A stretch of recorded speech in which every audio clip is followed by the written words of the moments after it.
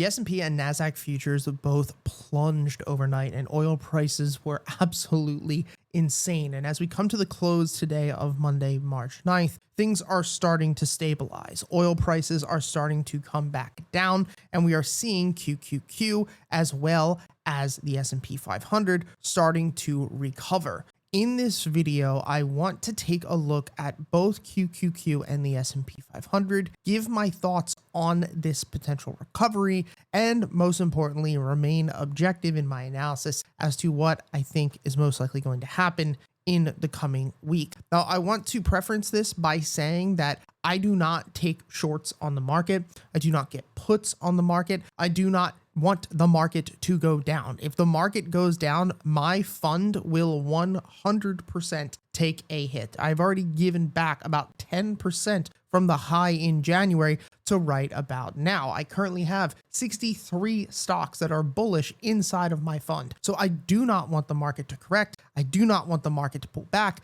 However, because my system is bearish on QQQ, I need to remain objective. And so what we're going to do in this video is talk only about the data of my trading strategy, what it is currently saying, and what normally happened. Now, we're seeing a huge push in the market as of right this second, because I believe President Trump came out on CBS and said that there's a very high chance that the war could be done pretty soon, or that they're above schedule or ahead of schedule. And obviously the market wants this, which is why we've seen a recovery on QQQ of about 1.5% in 30 minutes, and on the S&P 500 of basically, once again, 1.5% within 30 minutes. Now, a lot of people will obviously understand that anything can change at a moment's notice when it comes to fundamental changes in the war, updates with the war, how long this could potentially last, how far it escalates, etc. But what we're going to talk about are the variables and things that I can control, which is going to be my trading strategy. And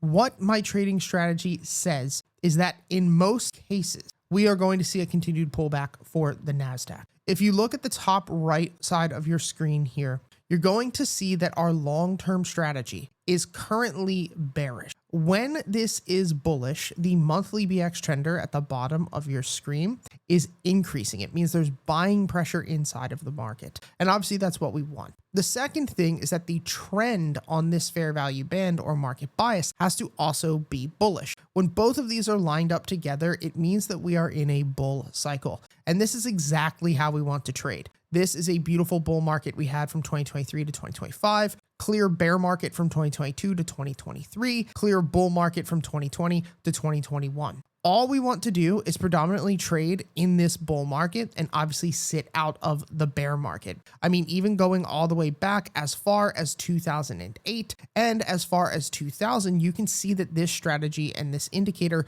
clearly helped us and clearly kept us out of both of those significant drawdowns.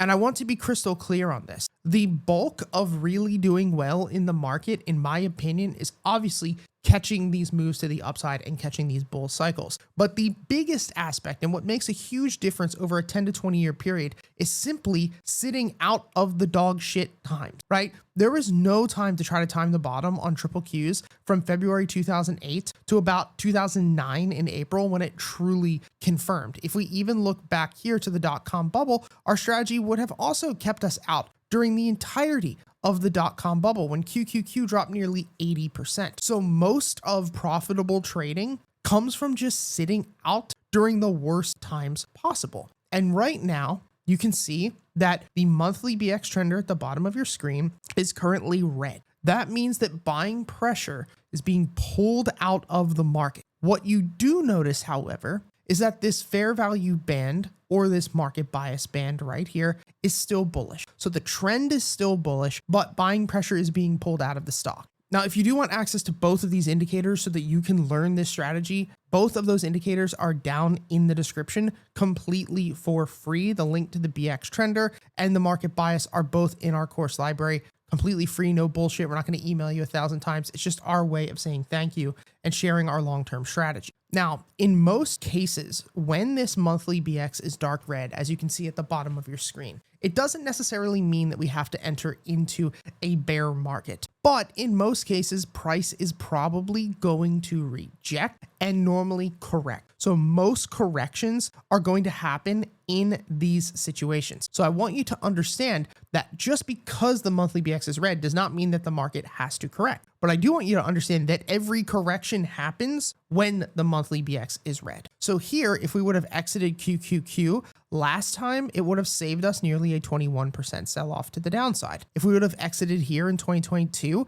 it would have saved us nearly a 27% move to the downside. Here in 2020, we would have actually gotten out at the worst time. Price would have recovered. Oh well, we could have played this entire bull market for nearly 200 days. This would have kept us out of the 2018 correction, which happened about 20%. Here we had a missed trade, but that's okay. It would have kept us out through 2015 during this 200-day compression, would have kept us out of most of this compression. And then of course, we already went over the 2008 financial crisis and the dot-com bubble. So what this does a really good job at is most importantly, making sure that we're trading with the overall bull cycle. But more importantly, it helps to keep us out of catastrophic losses and catastrophic failures. Now, what I need you to understand going forward is how market structure normally works in these bull cycles and in these bear cycles. Market structure is very simply just the way that price moves inside of a cycle. So if you were to look at this bull cycle that we have here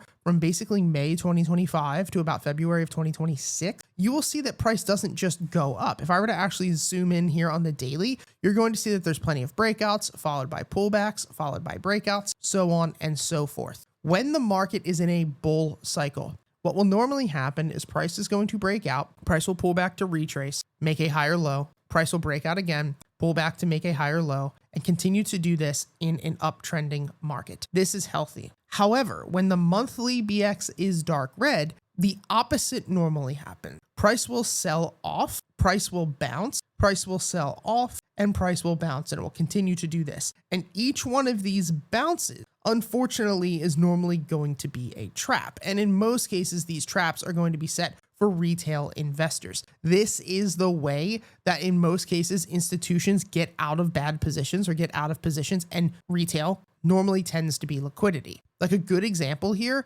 is QQQ. Think of how many times, if you did not have this system or this indicator, that you probably would have thought that each one of these bounces was the potential bottom. And each and every single time it wasn't. Price continued to sell off even further. If we go back and we look at 2008, which we just did prior, you're going to notice basically the same thing. Multiple traps were set. You had a trap here, you had another trap here. Both of them led to subsequent selling. And so this is why we don't just blindly buy the dip. We want to make sure that if we're buying the dip, we're buying the dip in a bull market or in a bull cycle. And right now, that's not the case. So my fear here with QQQ is that price here is in this state. Price is bouncing, price is recovering. People expect that this is going to blow over very quickly, and then it becomes a catastrophic trap.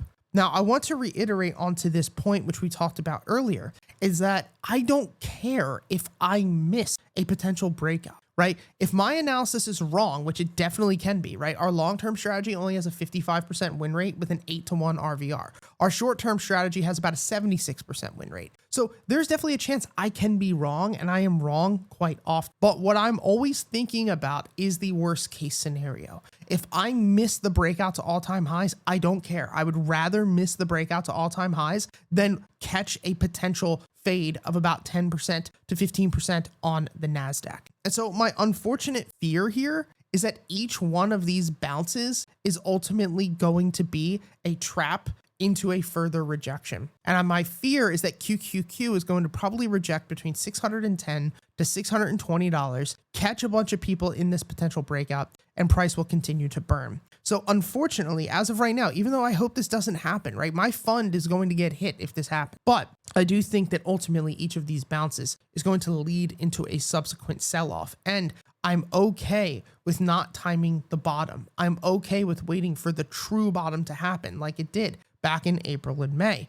because that means that we're actually entering into a new expansion cycle. Now, the S&P 500 is a little different. The S&P 500 is showing a red BX trender at the bottom of your screen, but this month has not closed yet. So the S&P 500 is still considered bullish, but it's a late stage bull cycle. You're going to see here under open P&L, since we got our trigger back here in June, the S&P 500 is up about 13%. But if this monthly BX closes at the end of March, this is going to signal a dark red BX. And in this case, the S&P 500 will most likely continue to sell off about 10%. Worst case, maybe 15%. So in my opinion, I think the market bouncing is not a signal of the bottom. I unfortunately think the market bouncing is just exit liquidity for retail, or exit liquidity for institutions and whales. And I think ultimately we're going to see retail, we're going to see X and FinTwit and all of this really start to try to think that this is the bottom only before it plunges down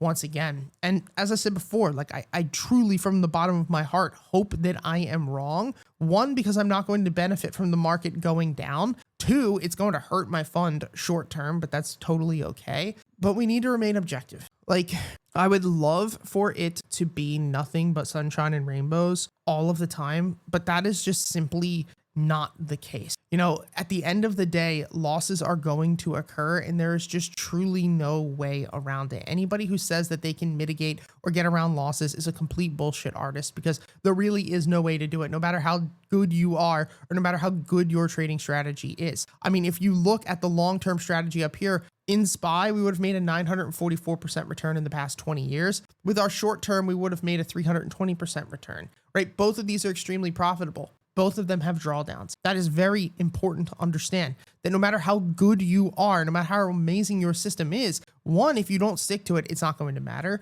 And two, there's no way you're going to get out of these drawdowns unscathed. Something that I want to share with you guys actually is going to be the monthly performance of a proxy fund with this strategy over the past 25 years. You're going to see that running this strategy, we would have had 76.7% of our months profitable. This means that running a strategy like this, you're right 76% of the time. But there are plenty of times where you go on a 6-month losing streak within a 26 to 27 year period, multiple times. 2 times in a row, you had a 6+ month losing streak. People think that 76% of the time profitability means that you will perfectly have 3 months green, 1 month red, 3 months green, 1 month red. And that's not the case. You can see here that in these returns, there were many months in a row where we had losses. Here in 2003, you would have had 1, 2, 3, 4, 5, 6 months in a row that you would have lost. At the beginning of 2022, you would have had 1, 2, 3, 4, 5, 6 months in a row that you would have lost. So at the end of the day,